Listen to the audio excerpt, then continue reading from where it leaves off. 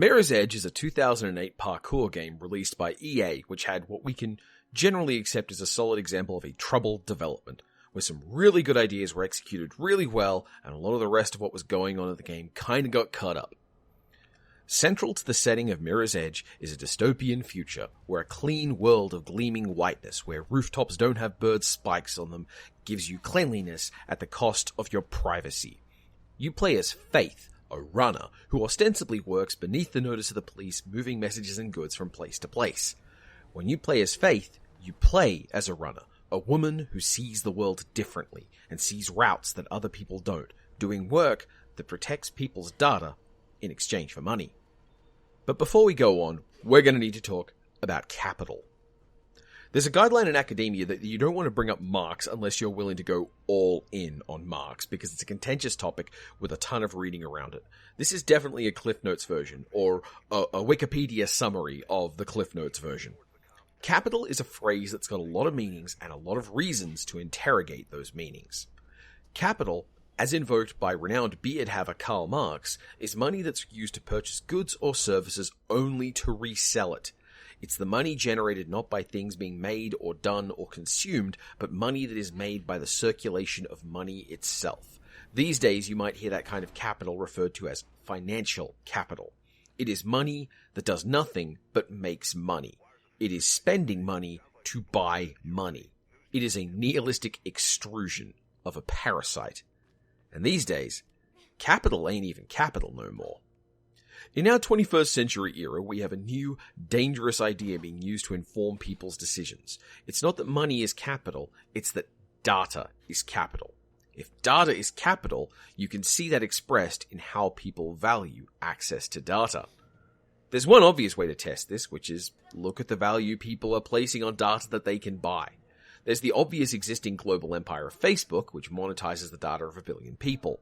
Similarly, you can look at academic anti-plagiarism service Turnitin, which grows in value as it accumulates student submissions to build its corpus of data to compare to future student work. Perhaps the best example, though, is LinkedIn, which was acquired by Microsoft for terrifyingly large amounts of money. In 2016, Microsoft forked out $26 billion to acquire LinkedIn wholesale, and explicitly cited the value of the data LinkedIn had as being the primary reason they acquired it. When Marx wrote about capital, it was an era of industrial machinery, of gears and looms, and he did conceive of things like software going forward. What we're dealing with now is the idea of platform capitalism, where a platform gives you control of, and therefore the ability to extract value out of, data. There's a structure around you, everywhere you go, that wants to turn your actions into data so it can turn that data into capital. The way they get this is via control of the platforms you interact with.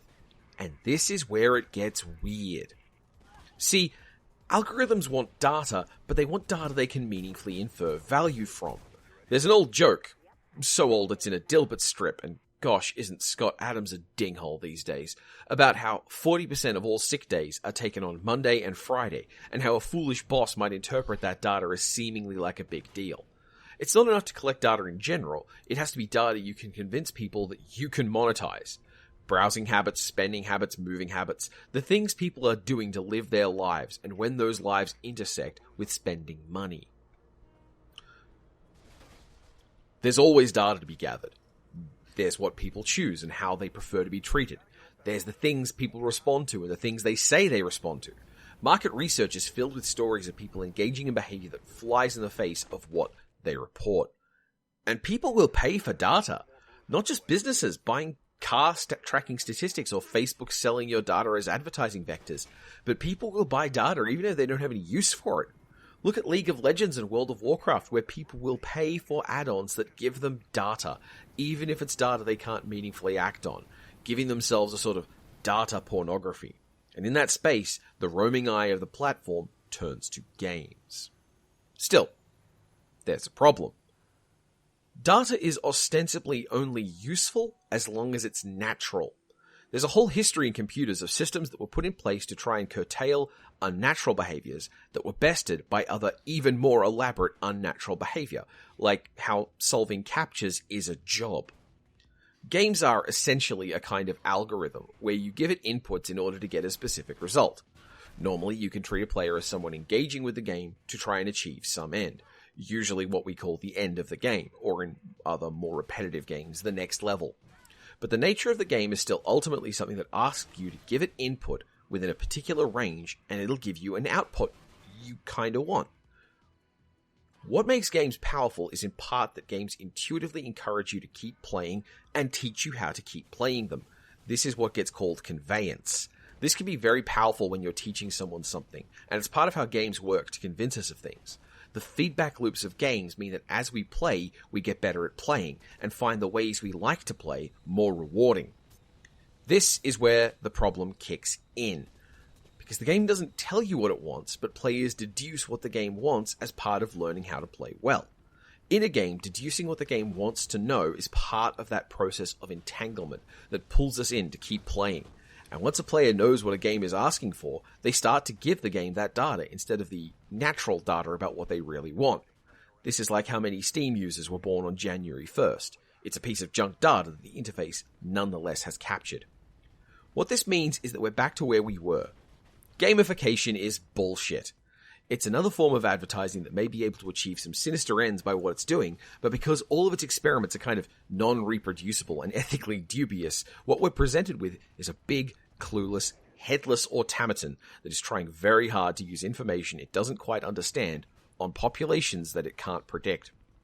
The fear, ostensibly, is that big data can use your data to manipulate people, and your games are going to be used to transform people into doing things they don't want to do. Which isn't really how media effects work.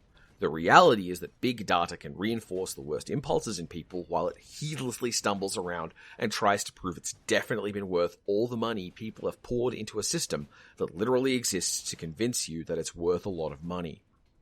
And here we come back to Mirror's Edge. Mirror's Edge is a game where the urge to excel at it for the challenge of what the game defines as a victory condition creates the incentive to stop playing with the systems in the game and instead focus on finding a way to drop as many of them as possible. Eventually, the boundaries are found. Eventually, there's a clip through a fence. And eventually, in the name of speed, the game stops being about playing and starts being about executing. Mirror's Edge is a game I love. It's got ideas about people subverting systems, about how the world looks when your priorities are different, about how environmental catastrophe demands infrastructural change, about betrayal and family and conspiracy, about the willingness to do violence, and all of this is filtered through a game that's more jagged edges and broken pieces than a whole cohesive product. Now, this video is derived in part from the talk by Rowan, Tulloch and Craig Johnson at DIGRAA Australia, named The Player as Data, The Hidden Algorithms of Dystopia, presented in February 2019. The initial conception of and description of platform capitalism and the challenge of designing games to capture natural data is theirs. As I listened to the talk, though, I kept wondering about how many of these algorithmic games are broken by player behavior, how many fake birthdays they get, how many lying answers to puzzles they get, and how much data speedrunners must generate compared to normal players. At this point, I'm probably one of the players who's played the most The Swindle ever. If you took the average of players of that game, many of whom probably played the game for a few hours and never finished it, it is entirely possible that I personally have deformed the average success or failure rates. Games are still fascinatingly complicated things to study, and part of what makes them complicated is the way they change while you're studying them.